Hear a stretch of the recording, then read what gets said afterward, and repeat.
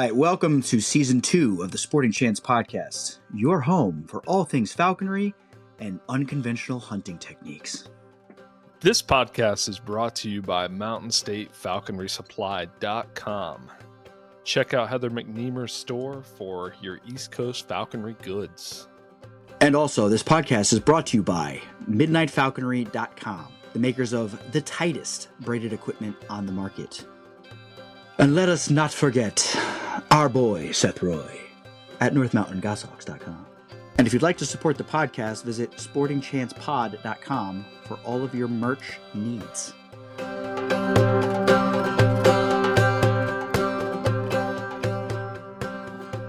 All right, welcome to the Sporting Chance Podcast. Today we are joined by Jessica Snyder. Jessica, thanks for coming on. Yeah, thanks for having me. It's a pleasure to have you here. I'm Casey Everett, by the way. We're trying something new. We're gonna leave it in. We were trying a new intro because I said that I just don't like the intro. I think it's he's wanting to change it up, and we got to change the music too. I'm sick of the music. It's season 1, bro. Season 1. This would be in season 2. Oh yeah. Well, yeah. There will be new music. Yes. When this airs. We got new music. So we're joined by Jessica Snyder. She is a very high level falconer that I'm familiar with. And so we're happy you're here, Jessica, and we just want to dive into everything about your falconry history, all that good stuff.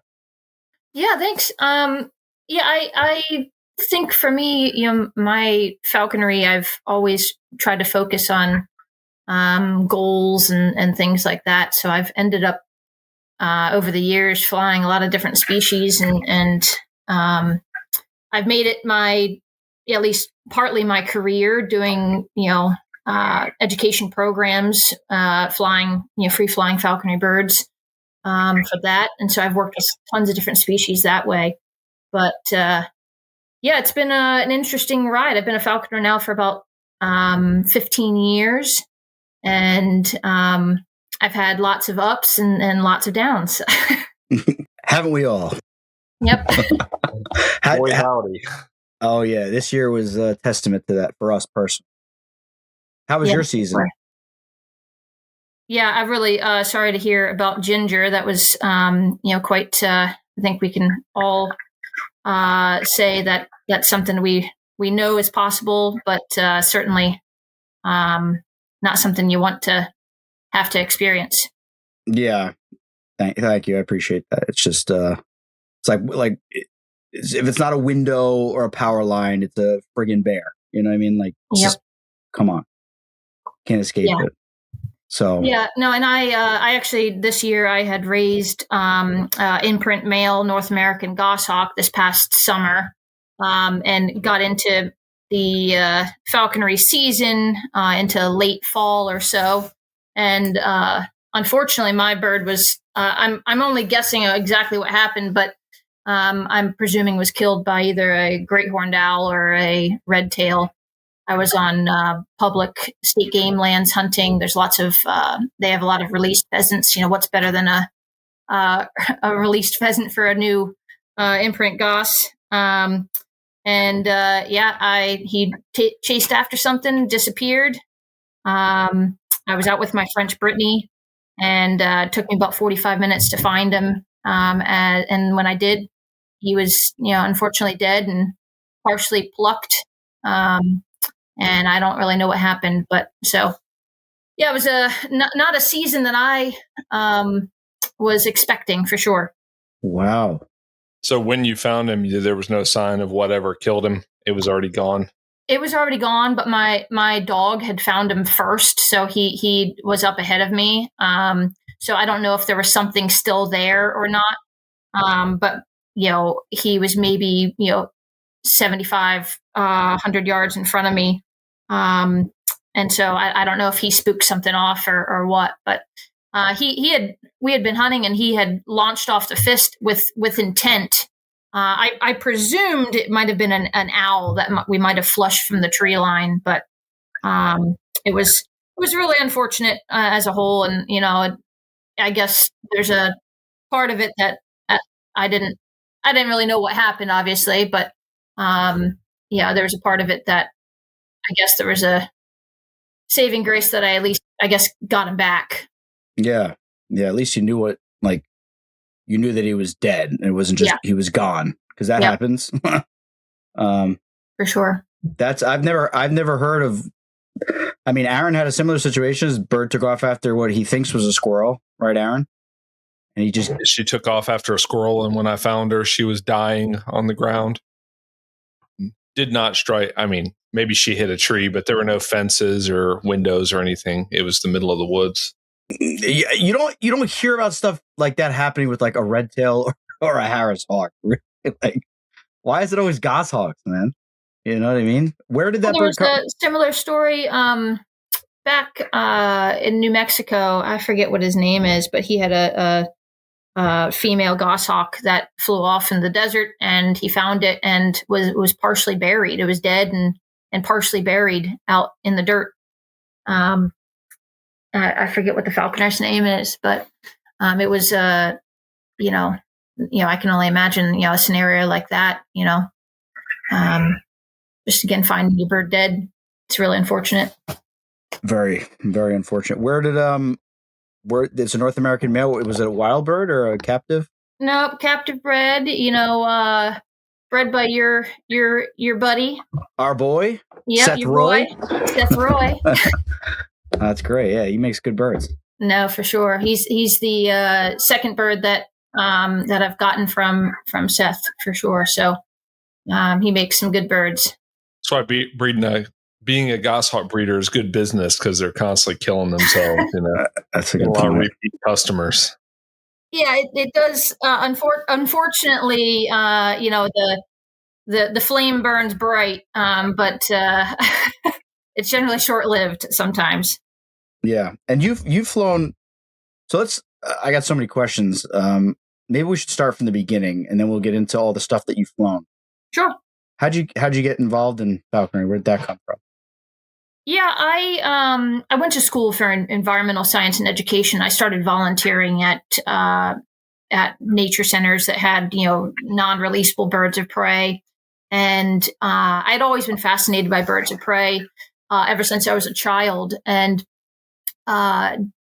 doing these educational programs and having a chance to actually interact with them and handle them, that sort of thing, it was a pretty fun experience. And I met somebody who was friends with a falconer, and at the time I was in college, there really wasn't an ability for me to be a falconer at the time. And, but I vowed that when I got out of college that I would, get a falconry bird, and become a falconer. And what I ended up doing was I found a falconer, local to me, hung out with them for about 2 seasons, going out hunting with them as much as I could, and learned about falconry from that. And that was the person that became my sponsor. I never looked back. That's awesome. Listen. I'm gonna make a statement here, and then I'm instantly gonna get made fun of. I went to college. Believe it or not, I went to college for a little while, but I never had more time to fly than when I was in college. Yeah, you're not wrong. I lived in a dorm was my problem. So it apparently was frowned upon from having a bird of prey in a dorm room. But you're not wrong. I had so much free time. I hunted with my sponsor again for 2 years before I became a falconer myself. And I had all the time in the world to go out in the evenings hunting. So it was a fun time. I learned a lot. Saw a lot of bunnies and squirrels caught, and it solidified my interest in falconry. Unfortunately, as I was getting into a new career, things like that, I was not really thinking I had the space and time to donate to hunting a red tail. So for my first, bird, I ended up flying a kestrel, which was a big learning experience. still I've got a soft spot for American kestrels and all of their pros and cons. But then I got my first red tail, and I've been flying a big bird ever since. There you go. Now you said you've lived in a few different states and hunted in many states. Can you talk about that? Like where you started, where you ended up? Yeah, so I started my falconry in Pennsylvania, and Pennsylvania has its fair share of course, squirrels and rabbits, and there was a big Pennsylvania falconry community, which was nice. At the time, there weren't too many women falconers, so there weren't very many role models for at least me in the state. Although I did, of course, I know Teddy, and so. Learning about falconry in PA, becoming a falconer in PA was a lot of fun. That's where I flew my kestrels, my first red tail. My first year with a red tail, my best friend and I, we took a trip out, who's also a falconer. We were falconers at the same time, started at the same time, and we took a trip out to Kansas that fall with my first pass of red tail, and had a lot of trial and error hunting jackrabbits, mostly from the fist in the Kansas prairie. I went home empty-handed besides a cottontail rabbit, but my bird chased everything it saw, which was great. And we went back the second year, and I interviewed that red tail, relatively tweener, 900 some grams.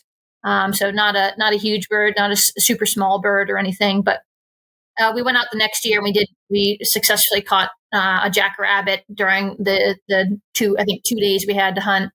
So that was a lot of fun, and that kind of solidified my future interest in potentially flying other birds on jackrabbits, and that would, unbeknownst to me, that would lead me to at a certain point a few years later to actually move to western Kansas, specifically to hunt jackrabbits, and to specifically hunt them with I wanted to hunt them with a ferruginous, and I know a lot of falconers end up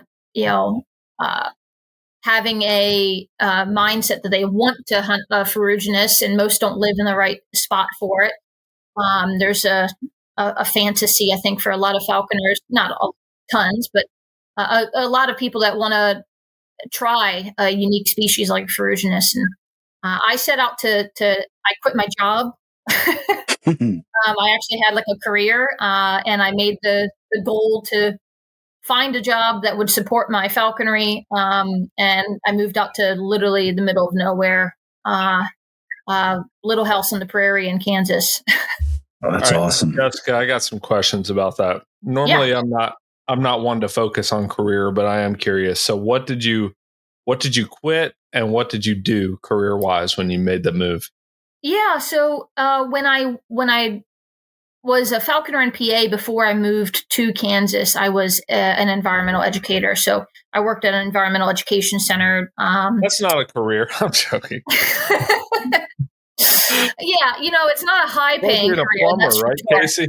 What? What's that again? Try being a plumber, right? Yeah, that's work right there. Yeah, I will say it was not a hard decision to necessarily make. I at the time was paid next to nothing, so it was not a necessarily a career that I was entrenched in. Like, I don't want to leave this because the pay's so good.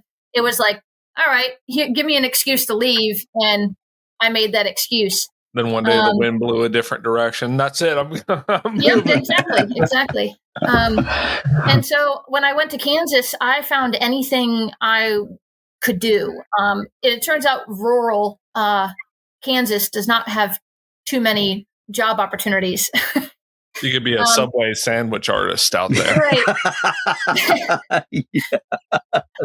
But that's so funny. I ended up finding a job at a pheasant farm, believe it or not. And that's cool. I grew up as a hard worker with, livestock and animals and being outdoors. And I was like, I'm a hard worker. I'll work on a pheasant farm if you teach me.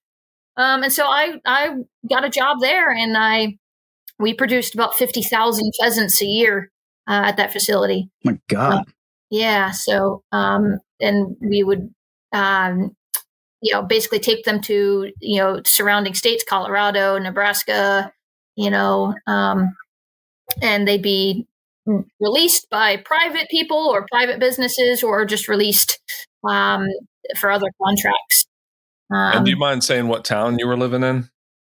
Well, no matter what I give you, there aren't very many. I lived in Tribune, Kansas. And that was in the least populated county in the entire state of Kansas. My kind of place. Yeah. I've been to Western Kansas, Garden City, that area. Garden City was an old stomping ground for me. It was still an hour drive or so from where I lived. But I hunted that area when I was out there quite often around Garden City. And now you were flying a Ferruginous. Like, was that like the first thing you got when you got out there? You're like, let me get a Ferruginous. So the first falconry season I was out there, I flew a red tail. And it was an interesting bird. She couldn't catch a cottontail to save her life. And I got her late in the season and was just kind of finishing off the year. And I was like, I'll fly a bird. I got plenty of time. So I trapped this bird and flew it out there. And I probably, in the 6 weeks that I flew her, I probably put 75 rabbits in front of her, and she could not catch a single one of them. Jeez. But what she could catch was jackrabbits, which was the interesting thing. Cottontails couldn't catch it to save her life.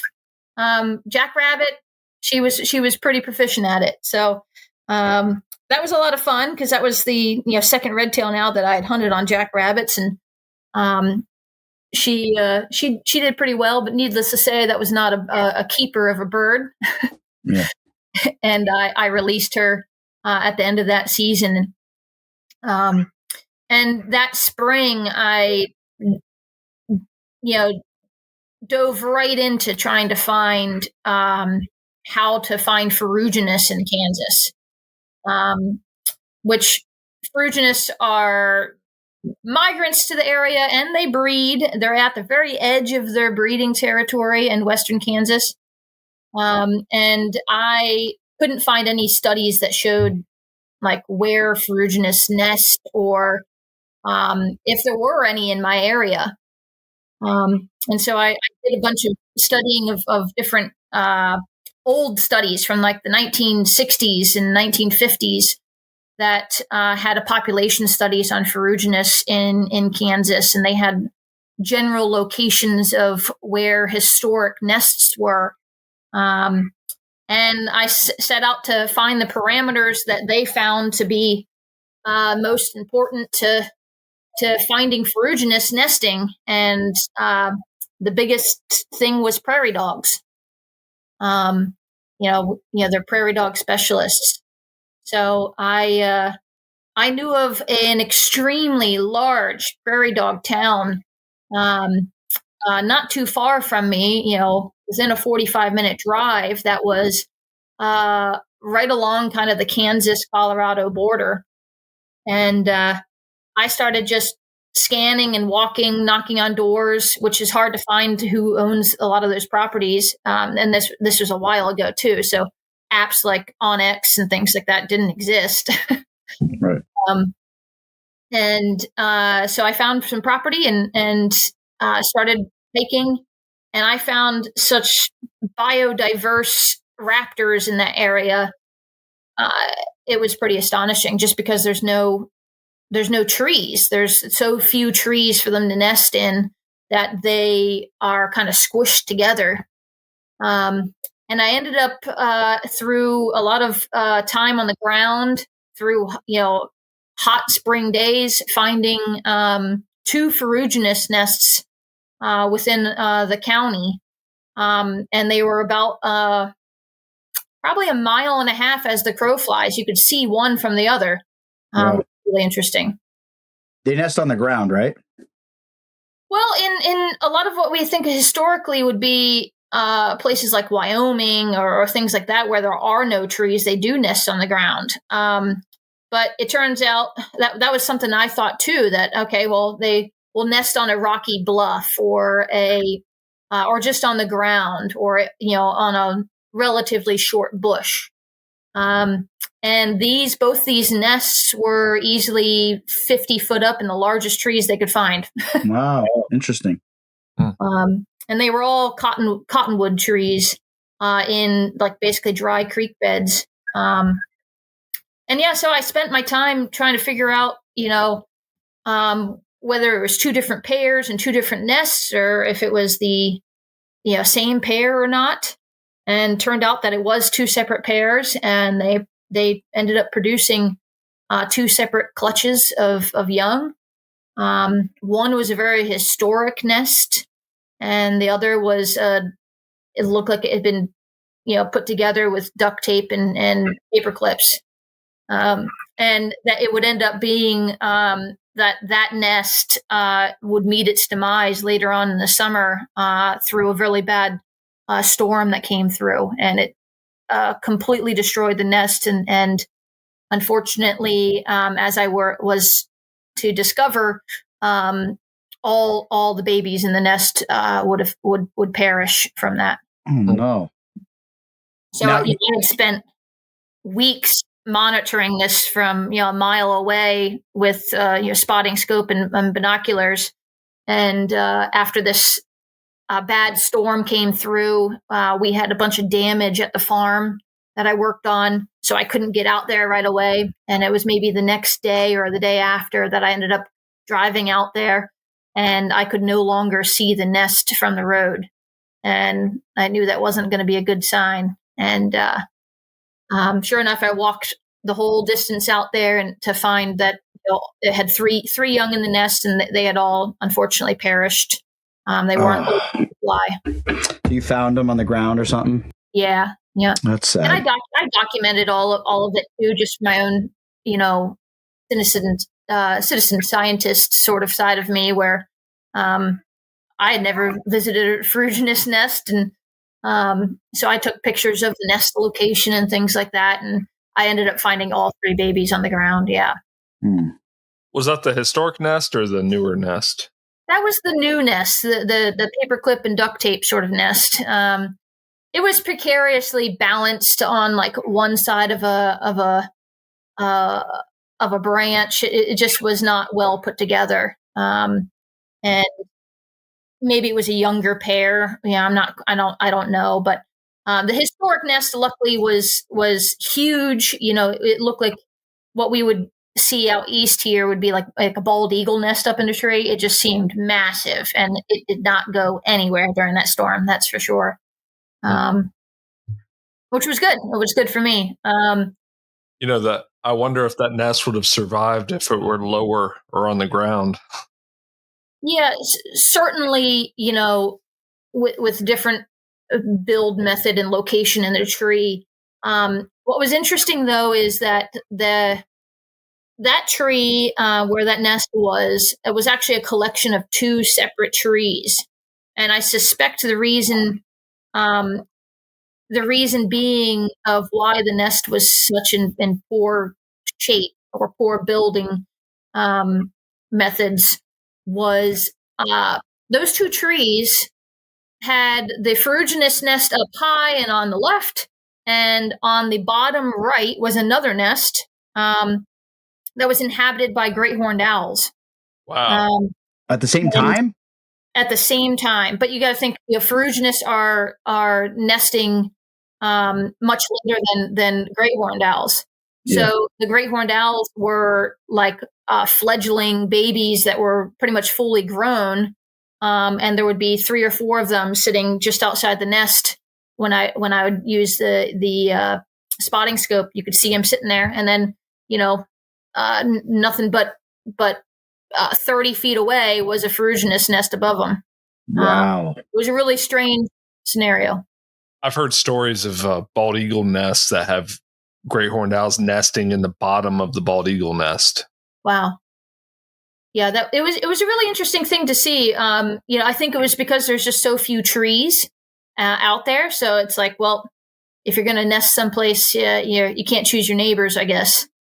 Yeah, that's a pro tip. If you're looking for nests in places with few trees, just find creek bottoms or little stands of trees out in the middle of a field, and they really have no options. Yep, guaranteed to have at least something in it. In my searches for these ferruginous, I came across probably 6 Swainson's hawk nests. I found a barn owl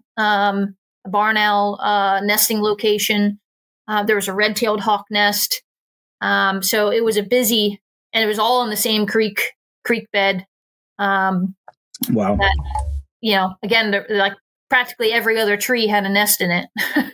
So now you were monitoring the nest because you wanted an eyas or a family bird, or what was your goal?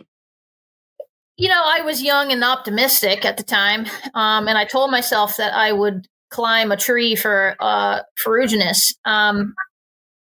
I got about 20 feet off the ground and said, no thanks. Yeah. You did better than Casey. Yeah, I think I only made it 15 feet, to be honest. Yeah, I figured out real quick that I didn't want it bad enough, nor was I skilled enough climber to feel like I wanted to go any farther. And I had always heard stories about how aggressive ferruginous chicks are, even in a nest, that they're known to even charge people who climb or pick them out of the nest and stuff. So I decided that I would hopefully wait for one to fledge or branch or something. And then sure enough, a couple weeks later, I had monitored, and I had no plan on how I was going to catch one of these guys. I thought maybe I'd catch a soar hawk or something like that. But I set out with, a noose carpet, a BC, a dead jackrabbit. I had everything in a backpack that I could think of walking out. And, it's at least a mile walk out to this tree. And when I approached the tree, I saw 2 young ferruginous take flight. Not well, but they took flight and easily landed, a couple hundred yards out of the Kansas prairie. And I thought, well, I guess my chances are pretty slim that I'm going to catch one of those. Maybe I could run one down. I'm not sure. But as I pondered my next move, I ended up looking at the trunk of the tree, and there was a fledgling, a young bird, hunkered, just hugging the trunk of the tree. And it looked at me, and I looked at it, and I didn't know what to do. I had a towel in my backpack, so I reached over my head and pulled the towel out of my bag. And I thought maybe I'll throw it over this bird, and maybe I'll catch it. Yeah. And as I approached, I got maybe 5 feet from it, and it charged me and grabbed the bottom of the towel with its feet, and I just laid the towel over top of it, and I had a ferruginous. Wow. That was good luck. It was nothing but luck. Right place, right time. And the bird wasn't hard penned yet. It was still, it had feathers in the blood, and so yeah, I don't know what you'd even call that bird. I don't know I guess it's a brancher. It wasn't capable of flight, but yeah, and so that was my ferruginous for the year, and I had treated it kind of like a goshawk, an imprint goshawk from that point on, and started the training process. Tell us about that. Yeah, it was. I always tell people, because people, there are very few people I think successfully fly ferruginous. I think a lot of people try, and they're a really unique species. And they're not nearly as bold as a red tail or a goshawk or a hares hawk, that I came to find out. And I, had limited resources to use, just because I lived in the middle of nowhere. But I did have plenty of pheasants, turns out. Yeah. So I did bag it a little bit on some baggy pheasants, just to see what kind of prey drive it had, and it had plenty. It had plenty from what I could tell at the time. I'm not always just a Jagd Terrier fan. I had a mini dachshund actually at the time. Wow. Yeah. He was not much of a hunter. He was a short coat on him, and was not of great sound body in terms of proportion. But Right. he sure tried. Yeah. And he actually caught a rabbit in one of my outbuildings at my house. And so I was outside, he caught it, and I heard it squealing. So I ran up and traded, got it off of away from him. And I ended up using that as a baggie too for my Ferruge. And then I just basically, took it out and what I called a supervised tame hack for, it seemed like weeks. Yeah. And my female, it was a female Ferruge. I don't know if you guys are gram or ounce guys. Gram only for me. Yeah. I mean, I'm a gram. I use grams now, but at the time, I was using ounces just because it was a bigger bird. So she flew at like between 47 and 48 ounces. And I'm not even sure what that is in grams right now, but I just tried to develop her prey drive through showing her plenty of game. And it happened to just be quite a bumper crop of jackrabbits that year. And I had shown her jackrabbit after jackrabbit, and of course they just all made her look like a fool. She would chase and chase and chase, and she would pursue a jackrabbit that would get up 100 yards in front of us, and she'd take off like a rocket after it, and close the distance. They're powerful flyers. And then one day, I just happened to be, if you're familiar out west with like the pump jacks that are out there, and those pump jacks can hold a lot of cottontails sometimes around the brush around them. And I just happened to spot this young cottontail that was out in the field, and it ran into this brush along this pump jack. And my bird was on the glove, and I walked up and kicked it like I was a goshawker. And sure enough, this rabbit comes running out, and she caught it. And Wow. the series of ferruginous eating quickly is not a lie, because she more or less proceeded to rip it in half and swallowed in two pieces. Gosh. And I was just astonished that, one, she did it, and two, how quickly it disappeared. Because it was still 80 degrees out while we're hunting, and I'm not hunting now for probably 3 days at least, because she just ate the whole damn thing. Jeez. Yeah, I've heard that about them, that they eat super fast. I guess it's just an adaptation that they have with that big mouth and stuff. Yeah, I've heard that it's for the their survival, because they're sharing, I think, a lot of their territory with golden eagles in a lot of places, and I'm sure they get thieved, get things stolen from goldens a lot. But yeah, so once she caught that first cottontail, it was kind of game on. Within a few days, she caught her first jackrabbit, and people ask me sometimes, anybody who knows that I flew a Ferruginous, they'll ask me like, well, what was it like in comparison to a red tail or hares or a goshawk? At the time, I hadn't flown any goshawks, so I couldn't compare. But I'd flown a hares, and I'd flown red tails on jackrabbits, and any good red tail, any good hares, and any good goshawk is going to catch far more game than any Ferruge out there. They're just so specialized. They need a special setup. They need special cover to be successful. But all in all, we ended the season with, I think, 10 jackrabbits, and I think we caught about 9 cottontails. So not a stellar season for any bird, but I felt pretty accomplished flying a Ferruginous in its kind of home territory. Yeah. And that was you were flying mainly from the fist? Strictly from the fist, yeah. Now, if you flew, like if you did some sort of like soar hawking or something like that, do you think that would increase your like, you know what I mean, like the kill count or something, or just the bird in general, like the? Yeah, I think a lot of people do soar hawk them nowadays. I wasn't really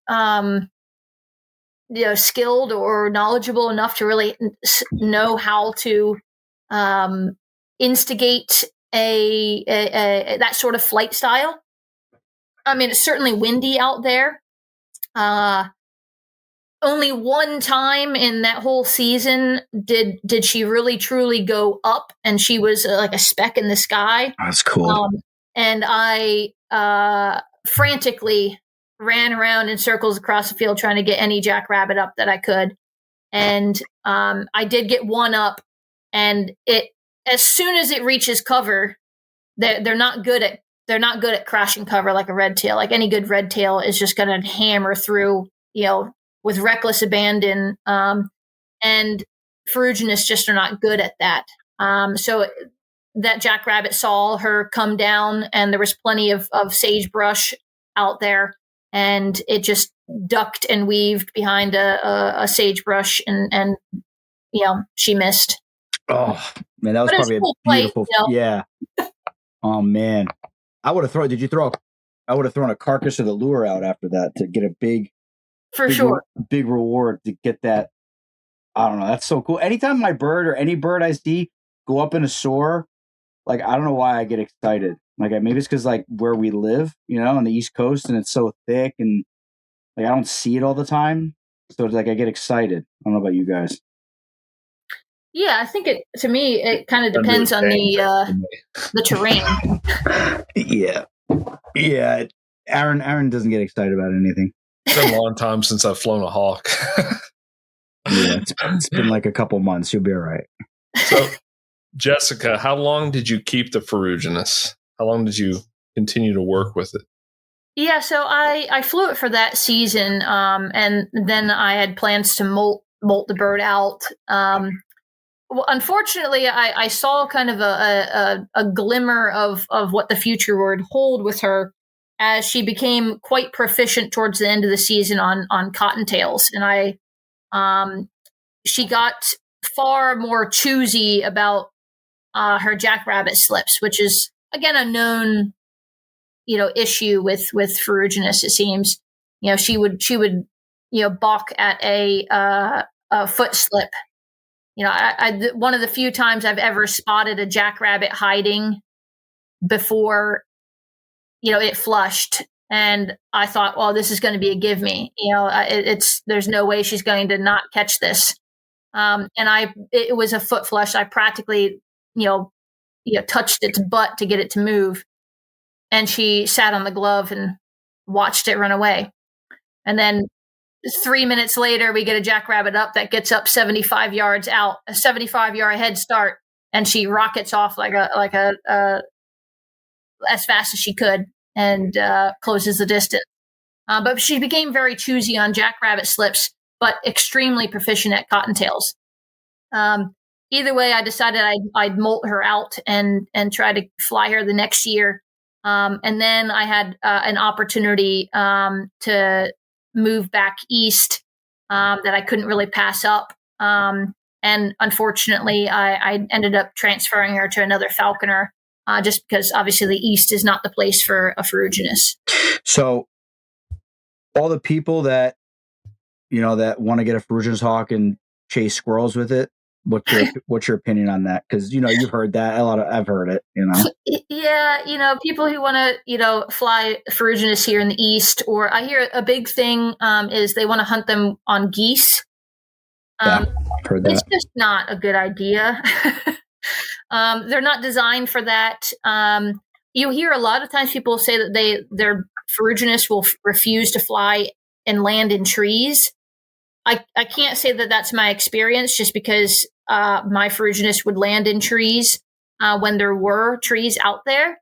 But you cannot expect to trap or even imprint a ferruginous and take it someplace in the east or even the southeast and expect to be successful with it.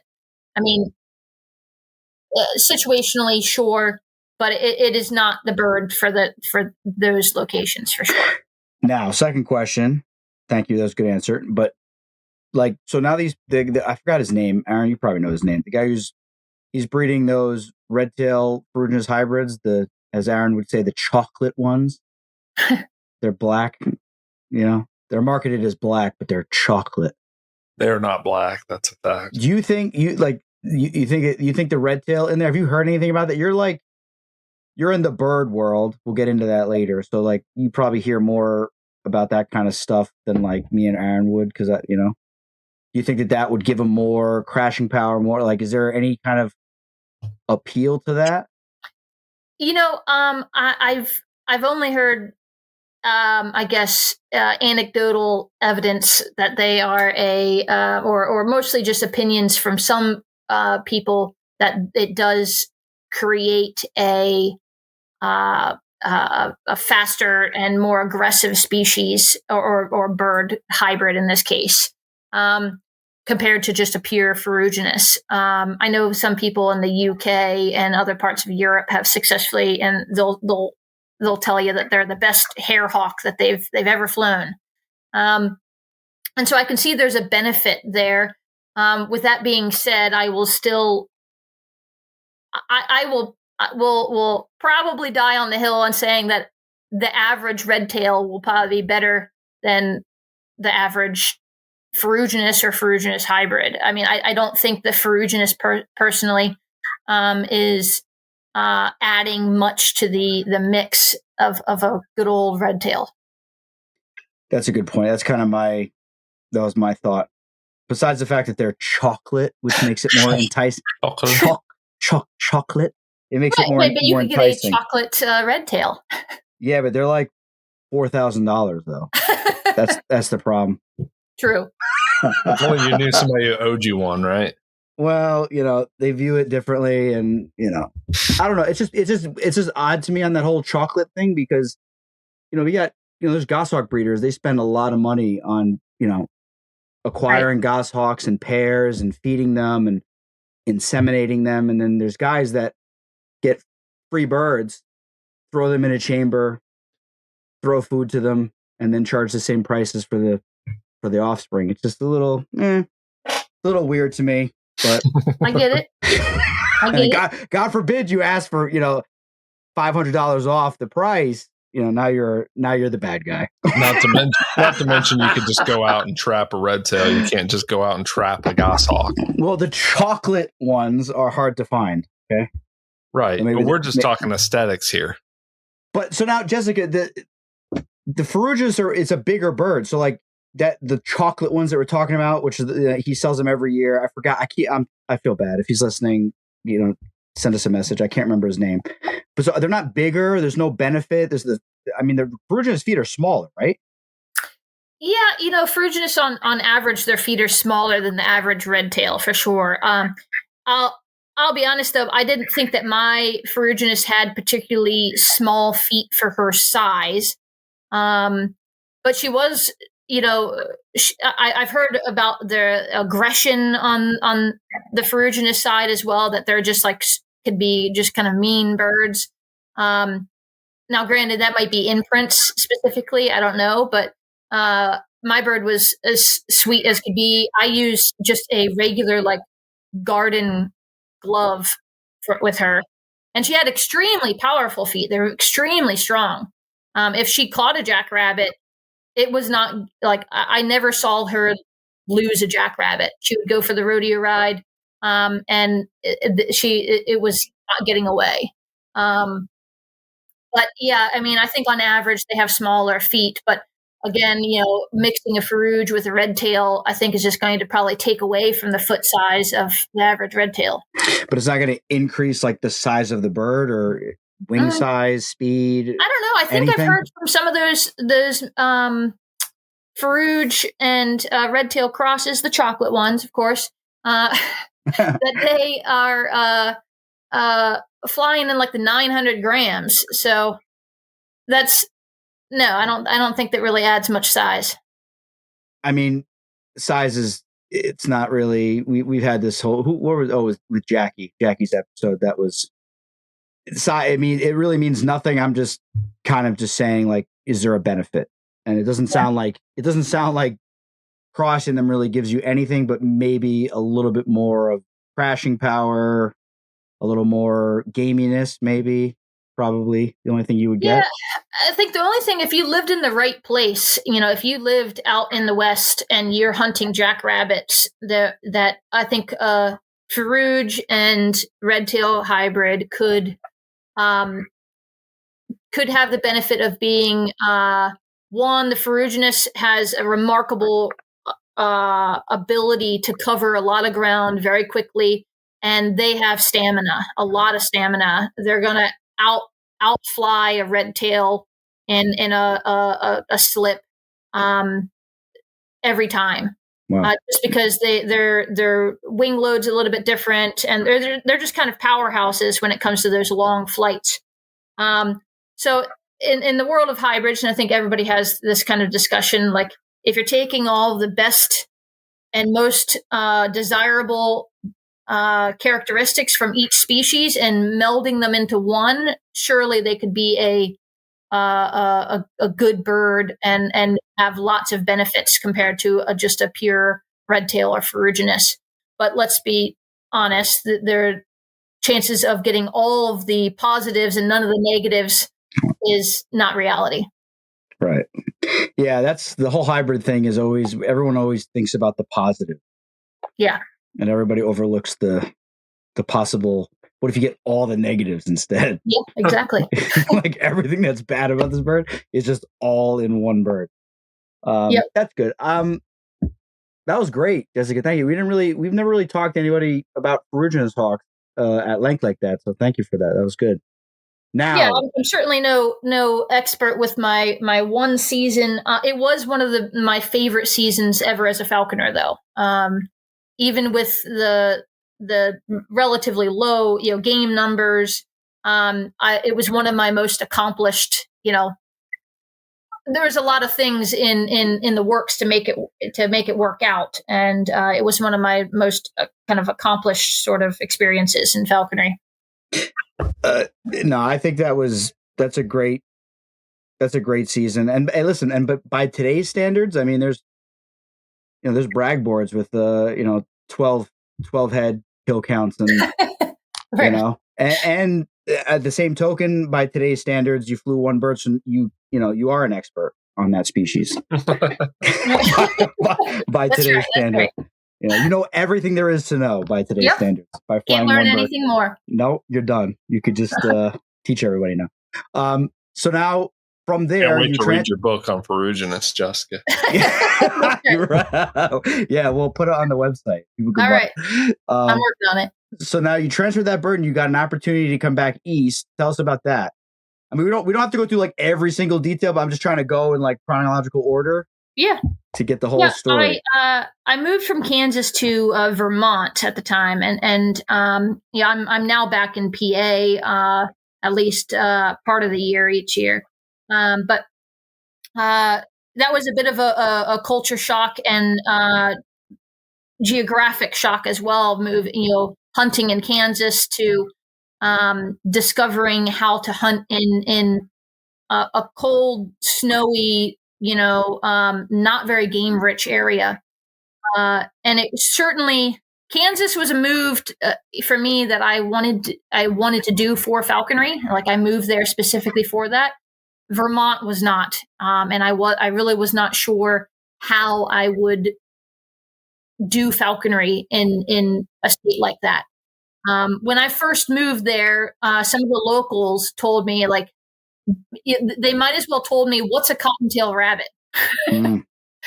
Just because game numbers, it's tough there. And I was told by a falconer when I first moved there that, Vermont doesn't have cottontails. And that's where, though, I finally got my first real rabbit dog. And I still have her now. She's I guess she's going on 10 now. And that changed my falconry for the better. Of course, hunting with a dog, I think we can all attest to how much that adds to falconry.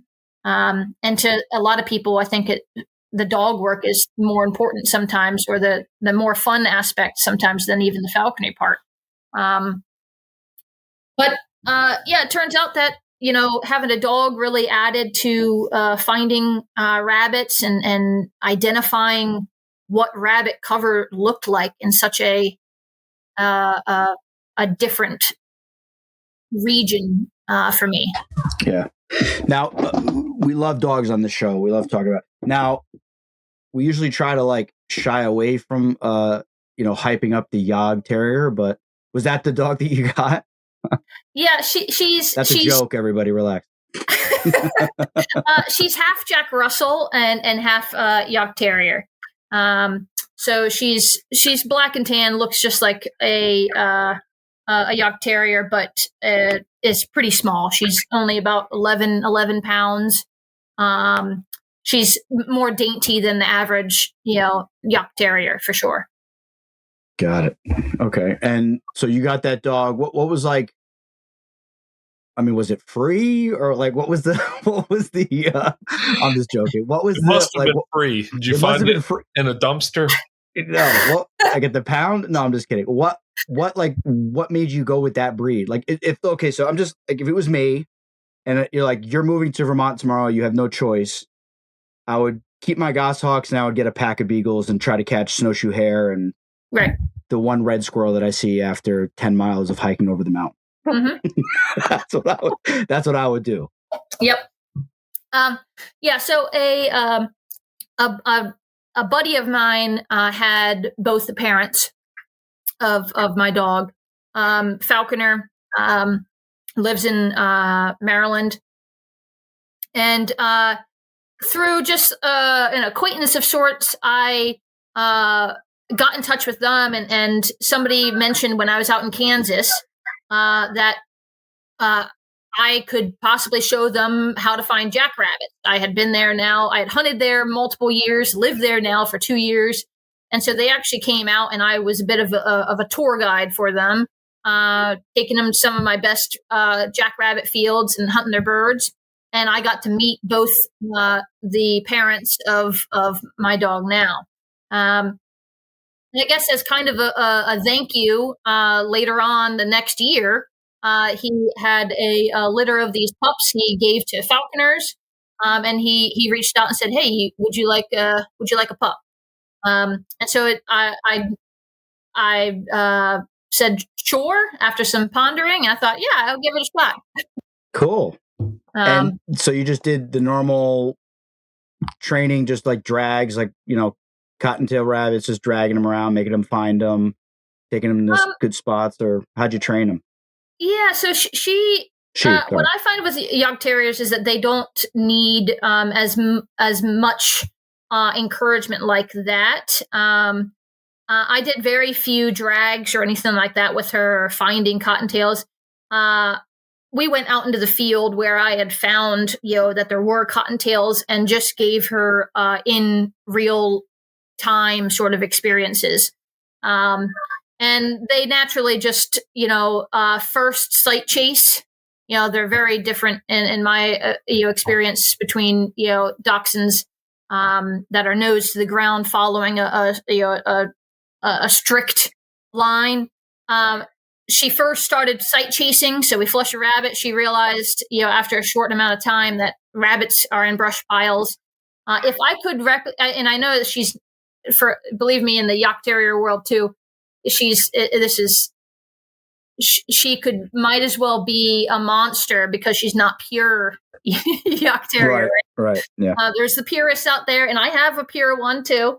But if I could replicate her and create a clone for a rabbit dog, I would. Not to say that she's the perfect, not to say that she's the best, or she doesn't have faults or things she could improve upon. But if I could have only one rabbit dog so far, she's so malleable in the field. She's very in tune with me, where even if she's running through, using her eyes, using her nose to try to find rabbits, I could call her over and ask her to go directly into this brush pile, and she'll dive on in like the Kool-Aid man, just busting through. And so she's just very in tune with me after 10 seasons out in the field.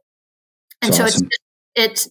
I call it lazy hawking sometimes when I'm hunting with her, because it's just, especially when I have a Goshawk on the glove. I'm not necessarily a purist with Goshawks when it comes to this, but I hunt my Goshawk almost exclusively from the fist. And so I typically don't even have to go into cover. I just direct her or let her figure it out and walk along the edges and try to set myself up for the best chance of something flushing. And she's pretty awesome with that. I mean, everybody's obviously going to talk up their own dogs to a certain degree, but no, it sounds like the perfect dog for what you're doing, and she's so in tune with you and the game plan, and you can't beat it. And lazy hawking, that's the goal. Yeah, that's the goal. Get them dogs working, and just stand there and watch and have fun and let them work and reap the spoils. That's it right there. You put the work in the front. Yeah, good point. Yeah. So now I want to know about when you got into goshawks. So I mean, so I thought when I was working with my Ferruginous, I'd always loved goshawks, and looking at people flying them, things like that. Thought it'd be so cool. Once I got into Vermont, I thought, okay, game numbers are not great, but I do have a variety, between squirrels, between rabbits, rough grouse, cool. ducks, things like that. When the winters aren't super bad, at least. And I actually reached out to Seth and got a Euro goss from him, a male, an imprint. It was a first time breeding for those two birds from him, and I was always taught that, at least I thought that Euro gosses were relatively large. Unfortunately, my bird was quite small, and I had a bit of a shocking revelation as we got into the season that he did not like fur whatsoever. And so we would flush a cottontail, and he would kind of shadow it, but never once seemed interested in that. And I realized that it was more of a rough grouse without a bird dog is really difficult.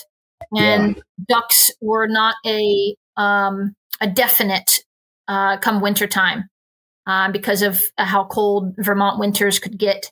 So I realized pretty early on in his first year that maybe this is not the right fit for me if he's not going to chase rabbits. And sure, you could do some more baggies, things like that. But I actually, you had him on not that long ago, Joe from Minnesota. Joe Hance. So a couple episodes ago, I believe. I actually, I don't know how we got in touch, but he actually flew that male for 2 seasons after almost exclusively ducks, and had a pretty good season with him, from what I recall. And I got him back once Joe was done flying him for a while, and I moved him on to another falconer after I got back. I still didn't have the bird numbers to really get the best out of him, but he was a really sweet natured bird. But after that first season with him, where I learned pretty early on that he was not the right fit for me, which I think is an important aspect for. There's a fine balance between persevering and I think beating a dead horse. And I got a North American female the next year that I ended up raising, which was a blast. And did that one come from Master Roy as well? That one did not come from Roy here. Seth was not, I don't think he had anything available that year. North Americans that year too. I wanted specifically a North American. I love the look of North Americans. And I kind of made the decision a little bit late too. So it wasn't like I had planned in February or something like that and be like, hey, let me reach out to all the Goshawk breeders and see if I can get on a list. It was like May, and I was like, I think I want to fly another Goshawk. And I found somebody who was breeding North American. They had one chick from their older pair, and both parents were from Colorado lineage, Colorado Rocky lineages. And I raised her that year and flew her for the season. And she's now, she's about, she's turning 6 this year. Yeah. Oh, cool. That's awesome. Still have her. So this winter here, I actually have her with another falconer friend right now who's working on getting her to do some breeding. Oh, cool. So hopefully she'll be producing. So this fall, I transferred her to him for a little bit of bonding time before the end of the season. And try to get that bond for them to hopefully start producing some chicks probably next year. And I'm assuming you'll want one of those chicks. I certainly will. Yeah, that's awesome. That's great. Listen, and I flew not to make it about me, but what I noticed and what I've heard from so many different people, it just seems like the European Tiersols specifically are really, they love feather. Yep. And the North American Tiersol, and I've never flown one, and maybe I'll fly one this year, possibly. They love, they'll just eat up fur, like specifically cottontails. Yeah. So that's all I hear from everybody is like, one is just like has this proclivity to feather, and the other one is game for both, but loves rat. You know what I mean? So it's interesting. Yeah, I flew a Tiersol thin, and he wouldn't do anything but catch an occasional duck when he felt like it. That was it. Yeah, my North American male that I raised this year, which was, I will say that at least in my experience, I do prefer the female North Americans over males in terms of just their personalities or how they process things, I think. Right. Why is that? Can you elaborate, please? I found that, and this could just be a unique individual thing, but my case study of one male North American, I found him to be more nervous, which I think all male Goshawks are going to be a little bit more nervous, and two, just easy to set off with certain things, whereas I felt like my female North American was just like, nothing really bothered her.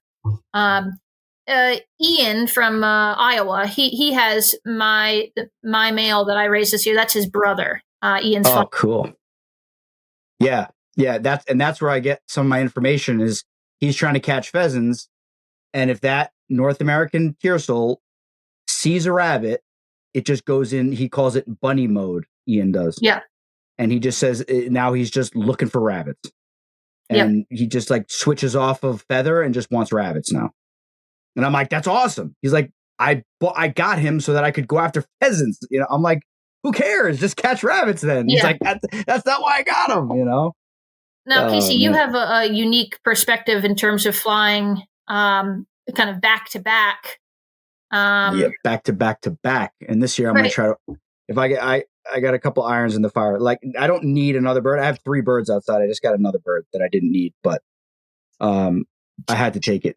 Jason of Normandy. He was a guest on the show. He has an amazing Goshawk, and he was moving, and he just can't. He's like, I can't. He's like, my dogs are at one house, my birds are at another house. Me and my kids and my wife are at another house. I got to sell this bird. And I'm like, let me find somebody to buy it, because I don't want to see anybody else fly that bird. Because, caught 100 head the first season, like 100 head the second season. And I couldn't find anybody that'll take it. I was like, I'm taking it then. Forget it. So I got her outside. She's the calmest bird, Jessica. Get home from the airport at night, put her in the thing, come out in the morning, put her on the block perch. My son is running around the yard, straight from the box onto a block perch in the weathering area. Fill up the water pan. Bird jumps off the water pan, jumps off the perch into the water pan, starts taking a bath, drinking water, like right off the bat. Wow. Just hanging out. I'm touching her, playing with her feet.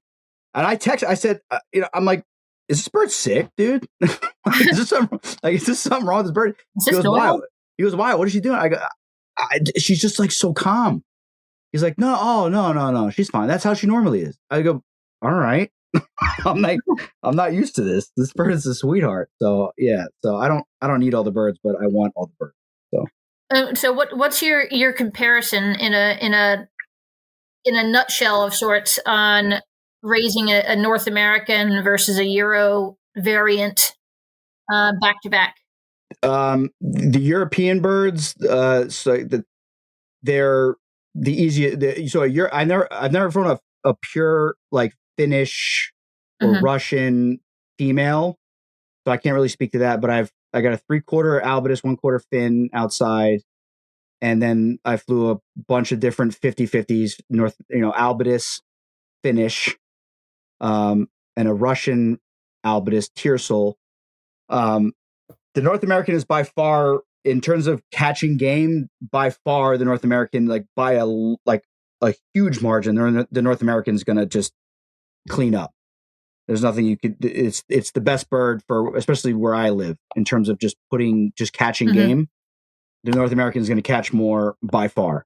But in terms of temperament, I mean, the Jersey meet, right, Aaron? We had 3 lurchers on the ground, a beagle, a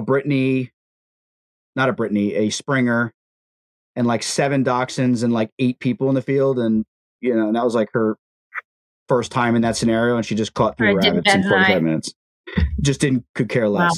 I mean, she, we've gotten in, she grabbed my dog a couple times, like early on. And, I just did the normal Goshawk thing, and then she did it again.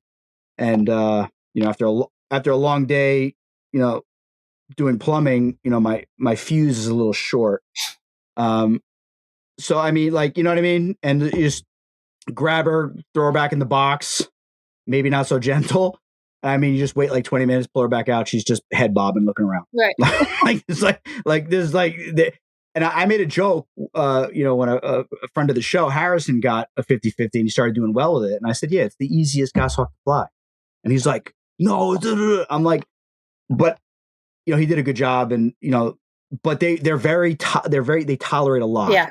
So they're just, if you want a bird that's like easygoing, will tolerate a lot, get like a 50/50 North American Finnish, not a North American Finnish, excuse me, a Albitus an Albitus Finnish is like, that's like, I don't want to say the best beginner bird, but like, they're not a head case. The North American female, she's a machine in the field, but like you said, you got to kind of, if there's stimulus around, you got to kind of see what you're doing. You're not doing anything out of the ordinary, and she's just going to snap right back to normal. There's going to be a little bit of like a resetting time. Yeah.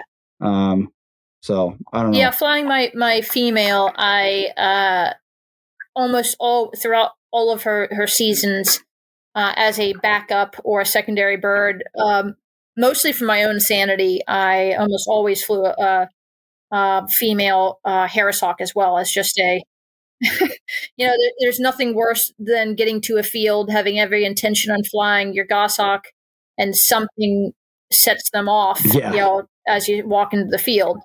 For her, one time, they started like working a field with a tractor, and I don't know why, but she didn't like the tractor, and you could just tell, you're like, this is not going to be productive. There's no sense in me even putting a rabbit in front of her, because she's just obsessed about staring at that tractor for one reason or another. And instead of traveling, which sometimes in Vermont, I might travel at times, I would travel 90 minutes, just to get to, one rabbit field. Yeah. And so if you're traveling that distance, and then it can be completely ruined just because somebody, some scenario happens, instead of me being pissed off, I'd put her back in the box, grab the hares who doesn't care, or, sometimes I'd fly a red tail, either way, grab those birds who do not care, and then still have a good time without having to worry about that. Yeah. Yeah, that's very well said. Casey needs another species. That's what I was doing last year. What you just had? Yeah, Aaron had the red tail and the goshawk combo. Yeah, I mean, sometimes it's nice to take a bit of a goshawk break, in terms of, goshawks are a lot of fun, and but sometimes for me, I just needed that sanity break without having to be, especially hunting a bird off the glove. For me, I've got to be on point as well, like paying attention and trying to set up things appropriate. So I'm watching the dogs, anybody else who's out in the field, trying to get the best perspective for the bird, best chance of hopefully a flush, and hopefully sealing a deal. Because in Vermont too, when I would be hunting up there, it would be, we might only see 2 or 3 rabbits in a single hunt for 2 hours of hunting. So we got to make the opportunity count if we're going to do it. So meanwhile, with a Harris hawk, it's like you're just walking your dog. Yeah, true. I mean but instead of the Harris hawk, just have like 3 more goshawks in your truck, and then when one, one of them's bound to one of them's going to do something, and then if the last one doesn't do it, then you go back to the first one, and it reset by then, so you could try again, and then just keep the insanity going around in a circle. I'm sure there will be at some point a study on you, Casey, on your brain, for your sanity level. Yeah, they wouldn't find. No, it's just like a little, like that, like the Grinch, where they look at his heart and it's super tiny. It's gonna be like that, but it's gonna be my brain. It's just like I don't know of very many people who could, 1, fly more than 1 goshawk in a season at the same time, nor 2, be successful with all of them. So we did all right. It wasn't my best. I mean, it was a good season. We caught 80 between both of them, and I did my very best to have an even split. But the white bird caught more than the North American, just because I put more effort into her. Yeah. Because it was the first season. But I had this conversation with Tyler Sladen, and he agreed with me. He said, I was a little judgmental at first, getting so many birds, but my goal is just to have 2 good goshawks that are made, and that's it. Yeah. And that's it. I mean, obviously I have 3 now, and I might get another one, and I would like to breed eventually. So that's part of it. But having 2 good goshawks, like, I'm good. That's it. Yeah. They're both made birds. They know the dogs. They know people. They know the routine. They know the fields. They know, cars and stuff. And I'm good. So if I could just create that, that's it. I'm happy. But I just love goshawks so much. Like, even people I don't like that are flying goshawks, I just start rooting for them, because I'm like, I just want the goshawk to do good. Well, and luckily, I mean, I think it's true. I've heard the saying of like a second year, or even any goshawk age is like fine wine for sure, in terms of like each season they just get better and more reliable, and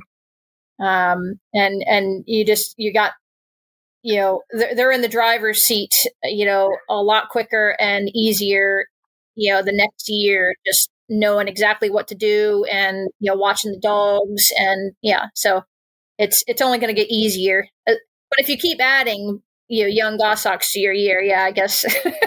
Yeah, it definitely gets like a lot, like raising imprints and stuff. I mean, if I was single, I wouldn't care. I would just, who cares? I'd raise two. But I have kids, my wife, I got a small business I got to run. And it's so much like, there's not enough time in the day to just do everything, you know? Yep. But it's fun, you know, and early season's fun because you could, you know, take your kids and like, you know, it's kind of like low key, you just hack and kind of like do these fun, you know, like little hunts that are not really hunts. You're just putting slips in front of it and just letting it play and, you know, but once the leaves fall off the trees, then it's game on. So you mentioned like roughly three rabbit slips per hunt. So that's, you know, for a lot of people, you know, that's not many slips per hunt, you know, like, so it's pretty scarce up there. It sounds like it's pretty scarce up there. You know, Vermont's winters are really bad. You know, with lots of snowfall. And I also have noticed the predator population is just huge up there. You know, I would go into, especially late winter, once you start getting into February, I'd go into a field and sometimes I would find pretty much every field, every hunt, I'd find a bobcat kill of a cottontail. That's interesting. Yeah. No, it's interesting because Vermont banned bobcat trapping. Yeah, and they actually, I've attested over the years that I've lived there that I've seen tracks of bobcats, and bobcat tracks are far smaller than I think a lot of people, you know, think. You know, bobcats are pretty big, but their feet are not as big as you think. And I would find big cat tracks that I attested were like, it's got to be a lynx. And I know that they come through that portion, you know, of New England. And sure enough, just this past summer, they somebody filmed Canada lynx walking down a dirt road. Literally, you know, I know exactly what dirt road it is. Literally within a mile of one of my hunting fields, and this was in the middle of summer. Oh my goodness! And so, you know, the coyotes, the foxes, the raccoons and bobcats, I think, just take their toll. And the cover, the good thing about cover in Vermont, it's honestly spectacular for goshawks. There's not here like in the mid-Atlantic where it's just an endless sea of briars and multiflora, just, you know, impenetrable, besides maybe the largest and most daring red tail to crash through successfully. In Vermont, there just is not the security of cover that rabbits here in the Mid-Atlantic have. In addition to that, the groundhog population is next to zero. Do they exist in Vermont? Yes. Not nearly the population we have here. So, you know, I had a dachshund that I intended on being a hunting dog. He did not work out as a hunting dog. He was a bit of an oopsie breeding, had a thin coat, just was not, you know, not meant to be, which was fine. He didn't look well. He didn't look so good. It's an inside joke. But that was one of the reasons that, you know, I didn't need, with the snowfall and lack of holes. There just aren't holes for cottontails to hide in Vermont, at least not in the same amount that they are here. I didn't need a dog to be a whole dog or anything like that. And, you know, that's why having a dog that's a little bit taller and can cover some ground was an important aspect, and why, you know, my female in particular, when I got her, was a kind of a perfect fit for the environment. Oh yeah. Yeah. With the snowfall you guys get up there, I mean, a dachshund you just basically have to carry it around with you until you see a tunnel or a set of, you know, like a little highway that rabbits are using, and then put her down and just let it work, you know, like, other than that, you're just on your own up there. So yeah, I would definitely get something a little more long legged. Do you have have you ever seen or caught snowshoes up there by you? Yeah, that's a sore subject. Why? Why? I had a goal for many years of hunting snowshoe, and I have, much like I donated time out in Kansas to find ferruginous. I didn't ask for help. I didn't ask anybody. I did all the work myself to try to find ferruginous. And I thought, you know what, I'm going to do the work. Snowshoe hare are not necessarily uncommon in Vermont. But the snowshoe hare following of hunters in Vermont is like the mafia. Right. It is contested land. They will not give you permission to hunt, their snowshoe territory. So if you find good snowshoe territory, you ask for permission. They're like, no, those are ours. I even, at a certain point, I found sign of snowshoes. I found their tracks. I found their poop. And the vast majority of my falconry in Vermont also was solo, out in the middle of no man's land. I'm hiking up mountains, valleys, through snow, middle of winter, no cell phone service. And there's a few scenarios where I got into some dicey situations of whether I slide down, a ravine, or I'd come across, a lot of moose sign, and moose can be really dangerous out there. Oh, yeah. I stopped, really pursuing it aggressively because of one, the difficulty that I was experiencing trying to find. Like, I'd find the sign, just not find the snowshoe rabbits or snowshoe hares, and I kind of gave up on that temporarily. It's still a goal. I'd love to catch a snowshoe with any bird, but particularly snowshoe hare with a goshawk would be just cherry on top. Would love it. Yes, that's my goal as well. 100%. Yeah. But yeah, it was such a, Vermont's an interesting place. It's one, a mix of cultures and people, unlike any other place I've ever been. And with that, they have kind of lax hunting laws, which is nice. If a property is not posted, you can hunt it, as long as there's no posted signs or anything like that, which is great. They have a good amount of wildlife management areas, state forests, that you can go through. But again, these are sometimes hundreds and hundreds of acres. And finding the spot where snowshoes are that are within potential walking distance, it proved to be difficult. What I found was a lot of people that I've reached out to, at least in other parts of the country, are using snowmobiles to get miles off trail from your vehicle to get to good snowshoe territory. And I found that to be probably the most likely snenario. So yeah, that's why it's a sore subject in terms of I tried many years so hard, and it never came to fruition. I think that settles that, Casey. Wow. I'm moving to Vermont. Yeah. It's like we have friends up in Maine, and it's like, you're up there, and it's just like, how do you even hawk here? There's no rabbits up there. Yeah. There's only snowshoes and like red squirrels, basically. That's it. And grouse.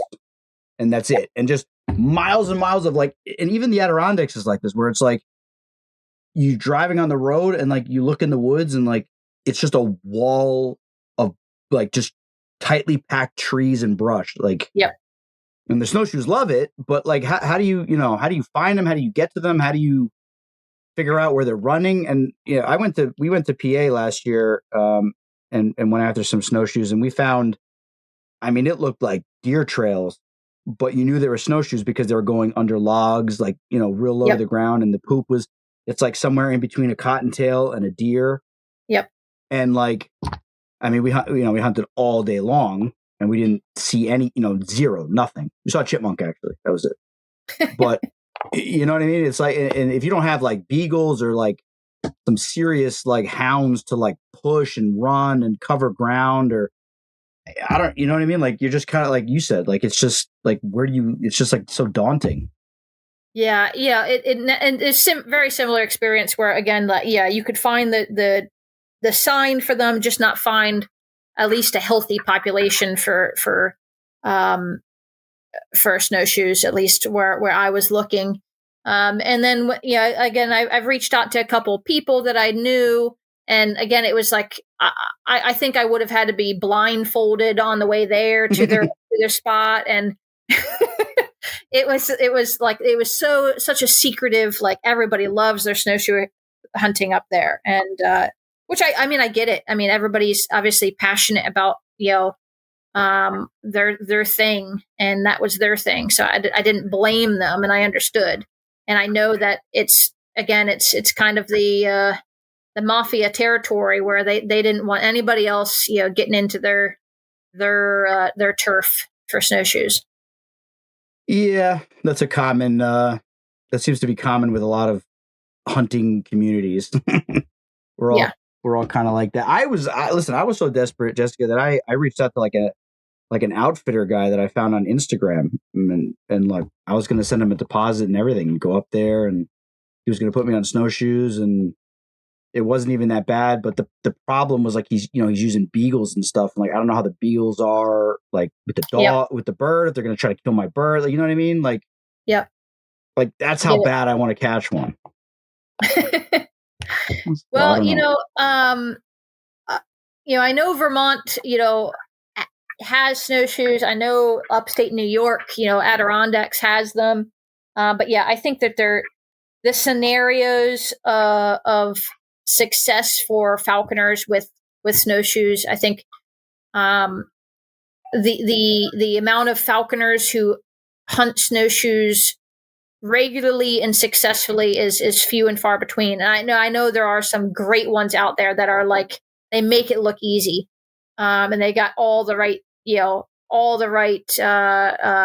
dogs and birds and scenarios, and they have it fine tuned, for sure. And I certainly do not. Yeah, it's like a different world. And like you said, you'd have to invest so much time and effort trying to find them and the habitat, and then keeping them moving and getting a bird that, like, from the fist. I don't see how you could catch one from the fist. I don't think you could. Yeah. Unless you were like I see those videos where they cross like logging roads and then people shoot them. Yeah. But like, even if you have a North American goshawk on your fist that's wicked fast, I mean, you got like 0.5 of a second, for the bird to catch it before it's in the woods again, gone. Yep. And it's like, thick underbrush. And what is that stuff that they have in, I mean, it's all over the place. What's it called? It looked, it's obviously not flora. It would be flora technically, like from a scientific point, but it has a name that sounds like that. And it's like flora. No, but that's a scientific term for a genus of plant. But it's like green. It never drops its leaves. What's it called? And it's like super thick. Rhododendron. It looks like rhododendron. Yeah, but it's like wild, and that's like, so the areas that I was told to check, it's like all that stuff. And if you ever tried to move through that stuff, it's like impossible. You have to basically crawl on your stomach through it. The places in Vermont where I found the most snowshoe sign were like the super thick stuff where like you could barely see 3 feet in front of you. You might as well be walking through like a cornfield with how much cover there is. Yeah. Right. And it's just like, well, I don't know if I might have flushed a snowshoe, but there would be no way to see it. You'd have no idea. Right. Yeah, exactly. So yeah, that's a whole. Yeah, I'm like brainstorming now. I'm looking on maps. It says that they're in my right where I live. It says that there's populations where I live. Yeah, you know what I mean? It's like, good luck. Yeah, maybe they were there once, and I'm sure there was a couple years ago. Yeah, I was happy for her, but at the same time, I was annoyed. There was a falconer in, I think she lives in New Hampshire. And she had snowshoe, like at least a small population of snowshoes that lived like in the woods behind her neighborhood. Oh my gosh. And so one year she literally like walked out of her backyard practically and like caught a snowshoe. And I was so jealous. But at the same time, like here I am trudging miles and miles through, snow and cold, and not seeing diddly squat. And, here snowshoes exist in somebody's practical backyard. Yep. And it's the same thing. Like, people like you catching a cottontail in Vermont, working extremely hard to do it. And then, the people out west wearing tennis shoes and shorts and a tank top, right, catching 4 or 5 cottontails in an afternoon, in an hour and going home. Well, yeah, I a couple years ago I went out to Arizona, visited some friends. Deserts out there obviously are volatile in their own way in terms of everything has spikes and spines, and if you brush up into anything, you're going to get something stabbing you. Yeah. But I took my female North American out there, and I'd only shown her jackrabbits once. The year prior, I traveled out to Kansas, just to see how the population was, and it was not good.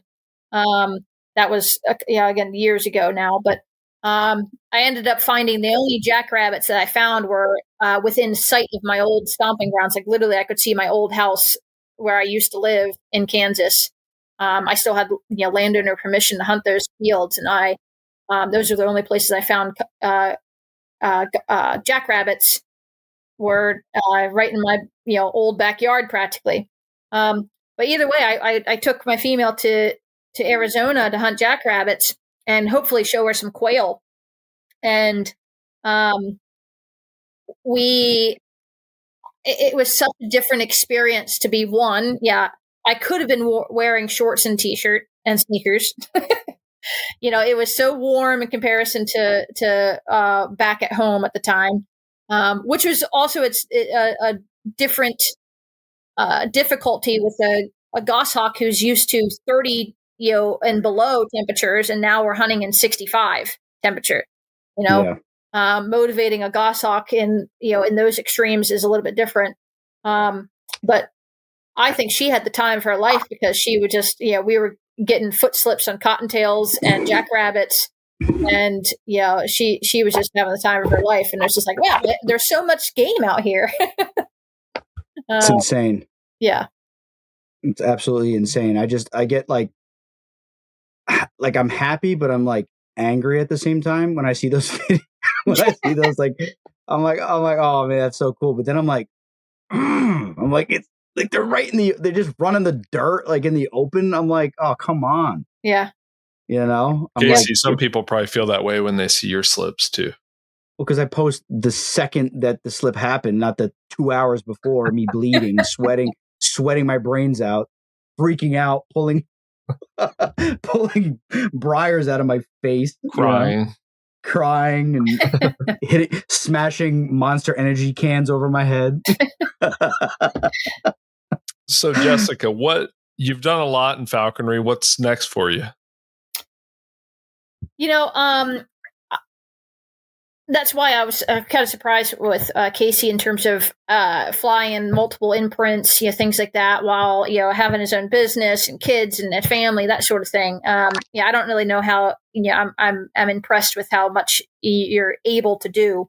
It's a facade. Don't be impressed. It's the white monster.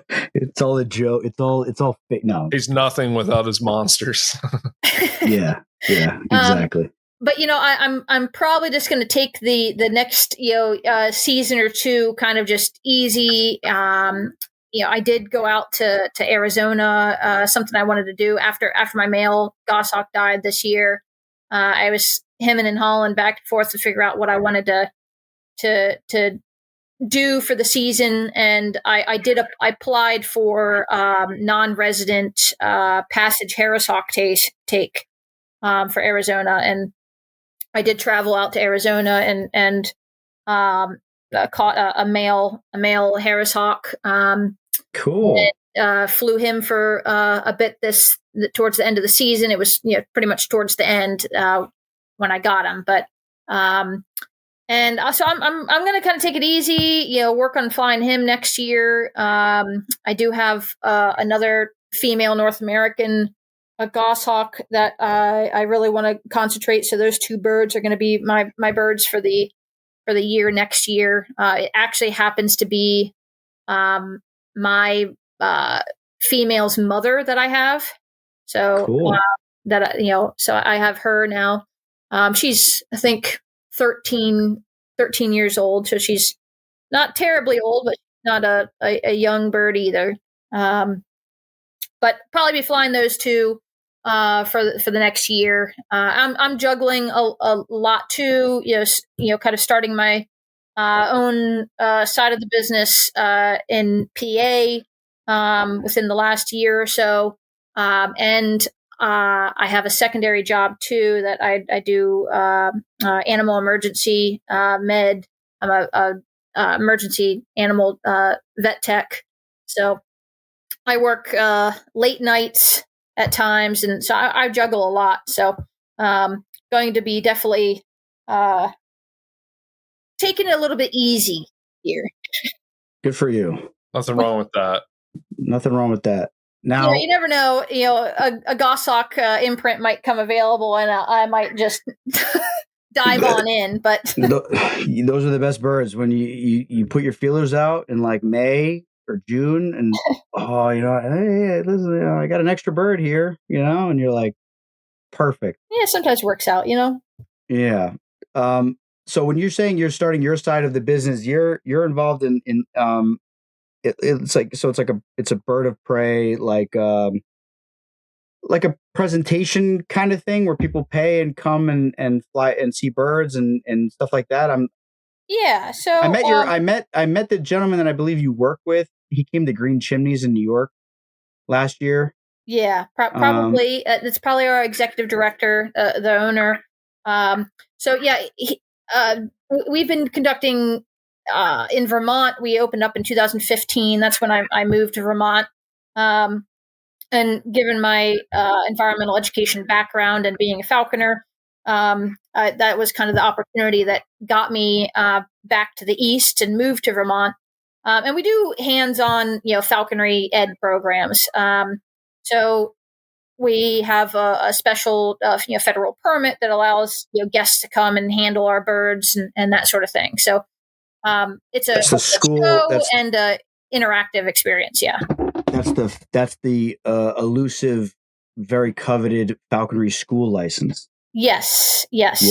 Very difficult to get. Very prestigious if you can get that license. There aren't very many of those permits, available. And I, moving down to PA, I opened up basically another branch of that business. So I conduct those programs here locally as well. That's awesome. Yeah. I mean, that's the dream right there. So now, for me, I love that, like the idea of that. Because it's not just, you're not necessarily just showing birds and talking. Like I have a friend of mine, Brian Bradley, he does that for a living. He goes to schools and events and fly, but like they're not allowed to touch the birds or hold them. Or it's just him. But with that license, it allows you to basically allow the audience or, special guests that pay to interact with the bird, and physically interact with the bird and fly it and touch it and work with it. And I mean, that just seems more rewarding as an employee.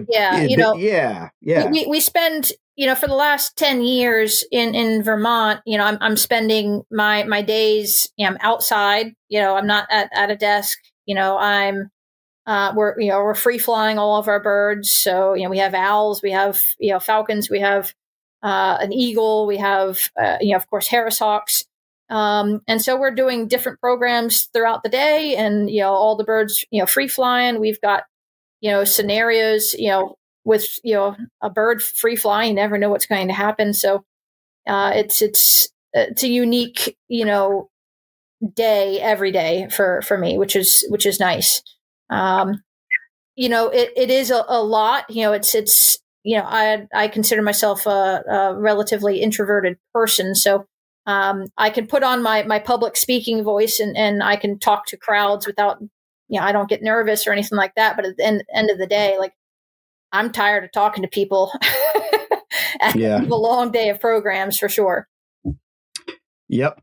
I am very similar to you in that regard.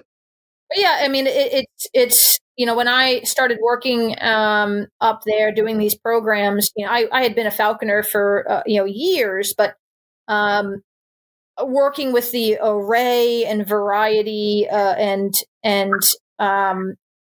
various different species that this opportunity allotted me, was really unique and a lot of fun to fly and learn how to fly a falcon, learn how to train and fly owls, and working with an eagle. It's certainly made my falconry better. Yeah, I could see that for sure. And just like, unless you just get these birds as falconry birds, like, you're not going to have any other opportunity to like work with cool birds like that. Right. Yeah. Yeah, for sure. What's the eagle that you guys have? Is an African black eagle? Is that what it is? Yeah, an African black eagle, or otherwise called a Verreaux's eagle. Yep. Yeah, they're male or female? It's a male. Male. Okay. Yeah, they're. I held one for about one walk across a yard to move to a chamber, and it was the most impressive. I mean, it's a different creature. I mean, they're so big and so intense. The thing was hooded, and I was like scared for my life holding this thing. Yeah, no, they're a really nice species as a whole. It's was a really, again, unique opportunity to be able to have one at our facility, and to train and fly one. There's of course, obviously a nerve-wracking aspect of free flying a bird that costs that much. Right. And previously I had flown, like a Lanner falcon or even an eagle owl. They're a couple $1,000s. Nothing compares to a bird like a Verreaux's eagle that costs a lot more than that. But as a species, they're at least, this bird, again, I have a test of one, in this case, a study case of one. But this bird's been nothing but sweet-natured and reliable, and as big and as impressive as he looks, he's honestly a bit of a scaredy cat. Yeah, I know a guy I think has a female. Maybe we should connect you two. Even though I think Tom Cullen, I think you guys know. Yeah. Yep. Yeah, he's in your group of illustrious falconry school people. Yes. Yep. Yeah. I go to his house, like, he's like, oh, I need something done. I actually supposed to go there this week to fix some plumbing stuff. And I always I just block out the whole day to go fix one thing. I bet. I mean, it's like the variety of birds that he has, I'm sure is what I've seen is probably only scratching the surface. Oh, it's insane. I mean, he's got pygmy falcons in the living room. He's got hawk eagles in the basement. It's just this stuff. It's just and then the incubator. It's just ridiculous. It's just, I love it. I'm like, dude, I want your life so bad. Yeah. We are in talks. Our male Verreaux's eagle is not related to at least most other Verreaux's eagles here in the United States. So we will certainly at some point be using him to help further the captive breeding of Verreaux's eagles here in the U.S. It seems like obviously the logical and correct thing to do in terms of making sure that we have healthy variety of birds available. Yeah, that's the very PC way and the correct I would say the correct way of saying it. But for me, and I'm always like, I'm like the like from Lord of the Rings, that guy that's behind the king. Mm-hmm. What's his name? Aaron probably knows the guy's name. Wormtongue. I'm like Wormtongue in Tom's ear because he's got the African hawk eagle, got a Benelli's eagle, he's got the African black eagle. And I'm like, let's just start making freaks. Let's just I'm like, let's get that hockey to start donating, and let's just start putting it in. Yeah, why not? And see what takes. And then I said, I'll fly them, I'll test them out. Let's just see what. I'm like, he's like, it's not that simple. I'm like, yes, it is. Just do it. What was the guy that successfully bred? I know because I know Seth has tried now. I think he's given up on it, but he tried successfully with the Goshawk, hares hawk hybrids. Allegedly, yes. And I know somebody successfully produced one. I don't remember who it was in the Midwest, and was flying it this year. Really? Where have I been? I can't think of what his name is now. If you find it, Jessica, send it to me send it to me. I want to. Yeah, I will. I don't know how the bird worked out. Was it Dennis Samney? What'd you say? Was it Dennis Samney? I think it was. Yeah. Yep. I'm gonna reach out to him. I'm gonna remortgage my house. see if I can get that bird from him. So I think it was. So cool. I think if I recall correctly, it was a male that he produced. But and I know he was successful at catching some things with it, but I don't know. I only follow him on Facebook a bit, so I only know what he posts. Yeah, the only time you see cool stuff like that is in like Spain and Canada a little bit, but like in the US, we're kind of like. Right, Jessica? We're like a little boring here. Yeah, in parts of Europe and that region of the world, I know they've produced some. I know they produced a golden hares hawk? Yeah. Hybrid, which is, again, that's a bit of a Frankenstein sort of situation, but yeah, right. It intrigues me because it's possible, but it also, it's really interesting to. Would be really interesting to see how they would possibly be as a falconry bird. I would imagine that combo would be, you could make that work. I would imagine. They're both very intelligent, easygoing hares hawk, and then if you are a good falconer, I would imagine the Goldens are they can be a very good bird if you know what you're doing. And I think if you put that together, you could get some. You're not going to catch. I don't think hawking gray squirrels in the trees is the best bird, but you can do some. You have some fun with it. No, for sure, for sure. No, I love all that stuff. But yeah, Jessica, thank you so much. Is there anything else that we didn't cover with you? Yeah, I don't. I can tell stories and talk for a long time, but no, I don't think so. Okay. Well, on that note, on. Yeah, thank you so much. Thanks for having me.